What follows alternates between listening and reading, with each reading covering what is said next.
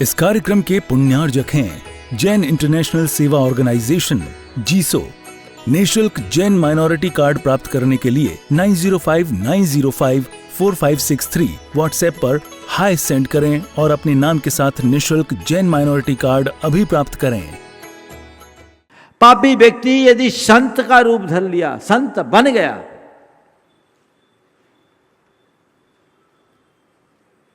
तो उसके प्रति आपका पुराना दृष्टिकोण रहेगा या बदल जाएगा? बदलेगा कि नहीं? बदल गया। क्यों बदला?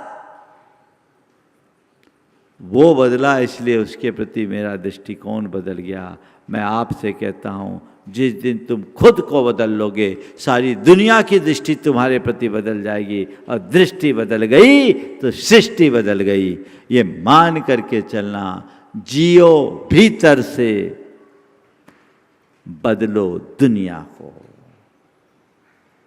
भीतर के संसार को बदलोगे तो बाहर का संसार बदलेगा। उसके लिए अपने विचारधारा को बदलना है, अपनी सोच में सकारात्मकता को प्रतिष्ठित करना है। चीजों को किस एंगल से देखते हो? सकारात्मक या नकारात्मक? बोलो। जैसा देखोगे वैसी चीजें दिखेगी। चीजें तो अपनी जहां है सो है। सोच अगर सकारात्मक होगी, विचार तुम्हारे निर्मल और पवित्र होंगे, तुम्हारी वाणी में मधुरता आएगी, और वाणी में मधुरता होगी तो व्यवहार में विनम्रता आएगी। और जब तुम्हारे विचार, तुम्हारी वाणी और व्यवहार तीनों सकारात्मक होंगे तो वातावरण बदलेगा, और जब वातावरण बदलेगा तो संसार अपने आप बदल जाएगा। लेकिन लोग संसार को ही बदलने की कोशिश में लगते हैं, खुद को बदलने का कोई प्रयास करना नहीं चाहते। संसार को बदल कर क्या पाओगे? बदलना ही संभव नहीं है। एक बार एक सज्जन आए, मुझसे टाइम लिया, समाज सुधारक थे। टाइम मांगा और कुछ पॉइंट्स लेकर आए। मैंने दे दिया टाइम। उनने समाज में व्याप्त अनेक प्रकार की बुराइयों को रेखांकित किया। महाराज ये बदलना चाहिए, ये बदलना चाहिए, ये बदलना चाहिए, ये बदलना चाहिए। करीब 15 मिनट तक मैंने उनकी सब बातों को धैर्यपूर्वक सुना, और मैंने उनसे कहा कि आपने जितनी बातें बताई है ये सब समाज के लिए उपयोगी है, और ये सब बातें चाहिए। समाज में बदलाव जरूरी है, पर मैं चाहता हूँ इसकी शुरुआत आप स्वयं से कीजिए, अपने घर से कीजिए। वो आदमी धूम्रपान करता था और रात्रि भोजन करने में गर्व महसूस करता था। मंदिर कभी धोखे से भी नहीं जाता था। हमने कहा आप समाज में बदलाव चाहते हो, पर समाज को तभी बदल पाओगे जब पहले अपनी स्वीकार्यता जगाओगे। तुम्हारा आचरण ही ऐसा नहीं, तुम समाज को क्या आदर्श दे पाओगे? तुम्हारी कोई सुनेगा ही नहीं। महाराज ये बदलाव होना चाहिए, मैं तो ऊपर के बदलाव पर भरोसा नहीं करता। हमने कहा ठीक है, मुझे जितना समय देना था दे दिया और चले गए। उनके जाने के बाद मेरे मुख से 4 पंक्तियां निकली। आपके तर्क महामारक हैं, दर्जनों डिग्रियों के धारक हैं। आपके तर्क महामारक हैं, दर्जनों डिग्रियों के धारक हैं। कोई कैसे इन्हें सुधारेगा? आपके तर्क महामारक है, दर्जनों डिग्रियों के धारक है। कोई कैसे इन्हें सुधारेगा? जब से पैदा हुए सुधारक है। कुछ ऐसे लोग हैं जो पैदाइशी सुधारक होते हैं। उनके जीवन में कोई खास परिवर्तन नहीं आ सकता। तो अपने जीवन में उस परिवर्तन को घटित करने के लिए हमें चाहिए कि हम अपने भीतर बदलाव लाएं। भीतर से जीने के 4 चरण हैं। स्वीकार, सबसे पहले अपने अंदर स्वीकारता का भाव होना चाहिए। मेरे जीवन में जो भी है, जो गलतियां हैं, मेरे जो दोष हैं, मेरी जो दुर्बलताएं हैं, मैं उन्हें दूर करूंगा। उसको मैं स्वीकारूं, उसको मैं समझूं, उसको मैं जानूं, तब न काम होगा। स्वीकार करो, अपने आप को उसके लिए तैयार करो। अपने भीतर क्या है इसका आकलन करके देखो। अधिकतर लोग अपनी कमजोरियों को कमजोरी के रूप में देखना ही नहीं चाहते, बल्कि ज्यादातर लोग तो उसे ही अपनी विशेषता मानने का भ्रम पाले रहते हैं। यह अज्ञान है, इससे बाहर निकलना होगा। अपने अंदर जो है, अपनी जो स्थिति है, उसे स्वीकारना है। जब तक हम स्वीकार की बात नहीं करेंगे, तब तक भीतर से कुछ भी बदलाव नहीं होगा।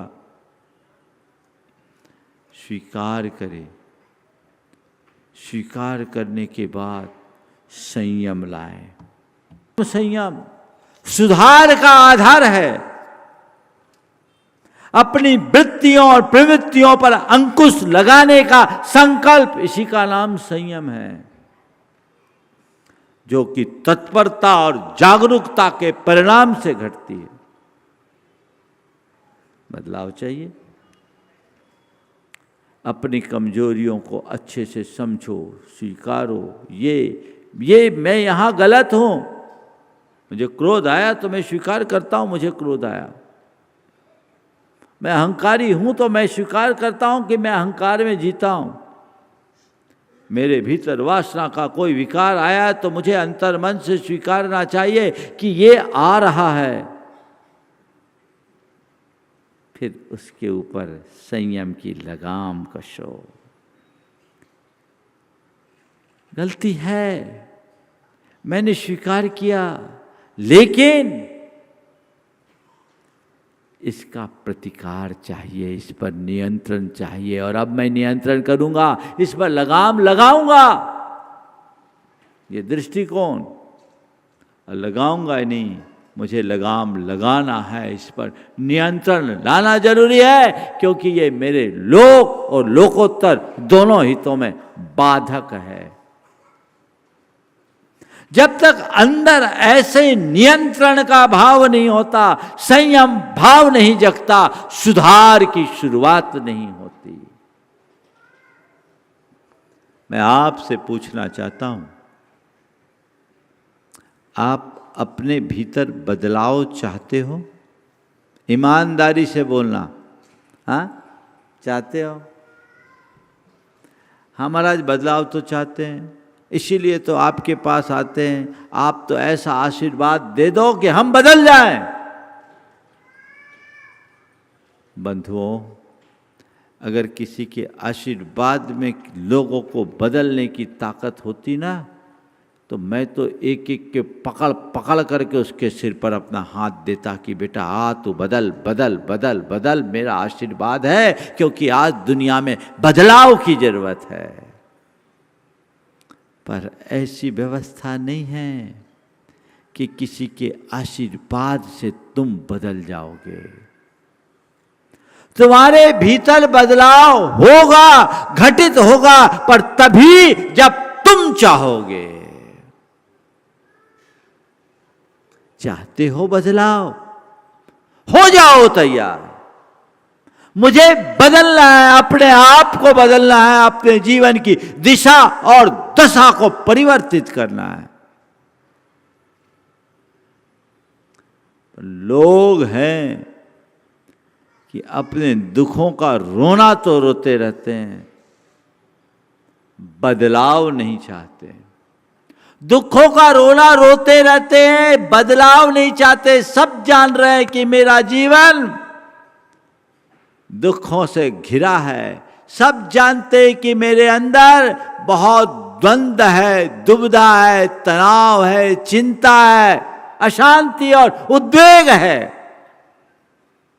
लेकिन फिर भी ढर्रा बदलना नहीं चाहते, उसी ढर्रे में चलना चाहते हैं। जो अभी तक करते आए वही करना चाहते हैं। तो बोलो भाई क्या होगा? एक बार ऐसा हुआ, एक युवक ट्रेन में जा रहा था और जा क्या रहा था, अपने घुटनों पर सिर रखकर रोया जा रहा था। ट्रेन में ज़्यादा भीड़ नहीं थी, कंपार्टमेंट पूरा खाली था। सामने की सीट पर एक वृद्ध अम्मा बैठी थी। उसने युवक को रोते देखा तो थोड़ा उसे अच्छा नहीं लगा, पर सोचा शायद परिजनों का वियोग होगा इसलिए रो रहा है, थोड़ी देर में शांत हो जाएगा। लेकिन लगातार जब उसका रुदन चलता रहा तो उस अम्मा से रहा नहीं गया। उसने प्यार से पुचकारते हुए पूछा, बेटा आखिर क्या बात है, तू रो क्यों रहा है? तुझे कौन सा कष्ट आ पड़ा है? तू रो क्यों रहा है? तुझे कौन सा कष्ट आ पड़ा है? जैसा कि अक्सर होता है कि रोए और उसको कोई सहानुभूति दिखाए तो सामने वाला और ज्यादा रोने लगता है। वो और फूट फूट के रोने लगा। अब उस अम्मा से रहा नहीं गया, वो भी उसके साथ रोने लगी। अपने आसन से उठी, प्यार से उसके गाल और बाल को सहलाते हुए उसे पुचकारते हुए कहा, बेटा तुम मुझे अपनी मां के समान मान, अपना क्या कष्ट है मुझे बता, मैं तुझे हर संभव मदद दूंगी। जब उस अम्मा ने उसे झकझोरा तो धीरे से गर्दन उठाकर उसने मायूसी से कहा, क्या बताऊं अम्मा, मैं गलत गाड़ी में बैठ गया। क्या बताऊं अम्मा, मैं गलत गाड़ी में बैठ गया हूं। बुढ़िया ने अपना सिर ठोका और कहा, बेटे गलत गाड़ी में बैठ गए हो तो रोने से क्या फायदा, अगले स्टेशन पर उतरना और गाड़ी बदल लेना। अगले स्टेशन पर उतरना और गाड़ी बदल लेना।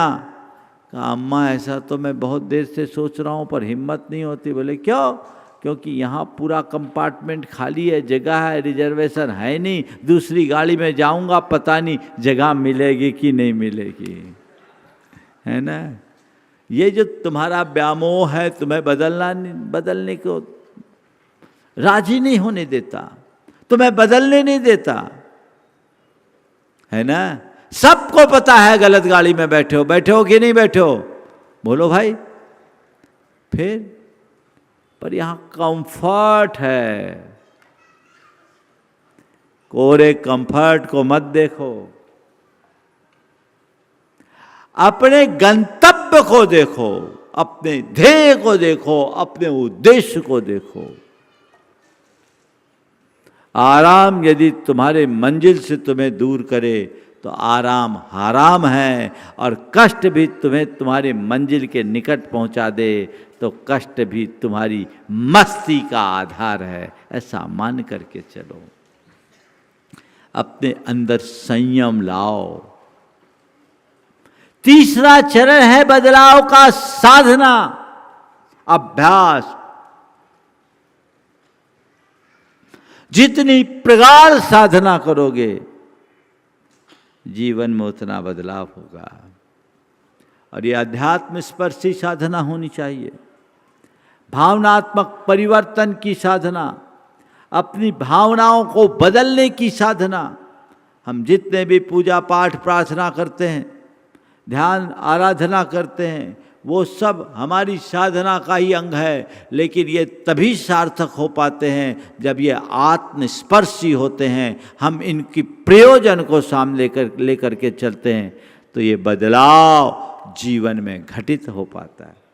अन्यथा चीज़ें हमारे हाथ से छिटक जाती है, दूर चले जाती है, कभी लौट कर नहीं आती। अभ्यास करिए, साधिए, भावना योग कीजिए, प्रार्थना कीजिए, प्रतिक्रमण कीजिए, प्रत्याख्यान की साधना कीजिए, सामायिक के माध्यम से समत्व का अभ्यास कीजिए। ये ऐसा आधार है जो जीवन में आमूल चूल परिवर्तन लाता है। रोज उठिए, प्रभु से प्रार्थना करें, हे प्रभु मुझ में सकारात्मकता का संचार हो, मैं अपने दोषों और दुर्बलताओं से, दुर्गुणों से मुक्त हो सकूं, मेरे भीतर परिवर्तन की शक्ति आए। ये प्रार्थना है, ये भावना अपने मन में रोज जगाइए। और जब कभी मन में ऐसा लगे कि मैं कहीं ना कहीं विकारी बना हूं, तो उसके सुधार के संकल्प के साथ अपने विकारों के प्रति पश्चाताप प्रकट करो, उनकी निंदा करके उनका प्रतिक्रमण करें और रोज ये संकल्प हृदय में जगाएं जो प्रत्याख्यान का एक रूप है। मुझे सहज, शांत, स्वस्थ और सकारात्मक जीवन जीना है। मुझे संयम, शील, संयम और सदाचार के पथ पर आगे बढ़ना है। मुझे अपना जीवन पवित्रता के साथ बिताना है। मुझे भीतर से परिवर्तित होना है। ये भाव अंतर में जगाएंगे, जीवन में बदलाव आएगा। संयम की साधना, जितना आगे आप बढ़ेंगे, जीवन उतना बढ़ेगा, उतना बदलेगा। और फिर जो सामायिक का अभ्यास है, शुद्ध आत्म तत्व के प्रति उन्मुखता का भाव, ये जीवन के बदलाव का बड़ा कारगर निमित्त बनता है। ऐसा मनोभाव अंतरंग में जगना चाहिए। यदि ये जग गया तो जीवन बदलता है। तो अपने आप को हम जोड़े, स्वीकार करें, संयम लाए, साधना से जोड़े और बदलाव का चौथा चरण सेवा, सेवा के कार्य में अपने आप को नियोजित करे। जो मनुष्य जितना सेवा के भाव से जुड़ता है, उसके हृदय में उतनी अधिक संवेदनशीलता प्रकट होती है, और जिसकी संवेदनशीलता जितनी व्यापक होती है, उसके जीवन में उतनी अधिक पवित्रता आती है। सेवा भाव आज दिनों दिन क्षीण होते जा रहा है, जिसकी आज सर्वाधिक आवश्यकता और अपेक्षा है। ऐसे सेवा भाव को उत्तरोत्तर जगाते हुए हमें आगे बढ़ने का अभ्यास करना चाहिए। इसलिए मैं कहता हूँ, जियो भीतर से, बदलो दुनिया को। हम भीतर से कितना जी रहे हैं और कैसे जी रहे हैं। इस कार्यक्रम के पुण्यार्जक हैं जैन इंटरनेशनल सेवा ऑर्गेनाइजेशन जीसो। निःशुल्क जैन माइनॉरिटी कार्ड प्राप्त करने के लिए 9059054563 व्हाट्सएप पर हाय सेंड करें और अपने नाम के साथ निःशुल्क जैन माइनॉरिटी कार्ड अभी प्राप्त करें।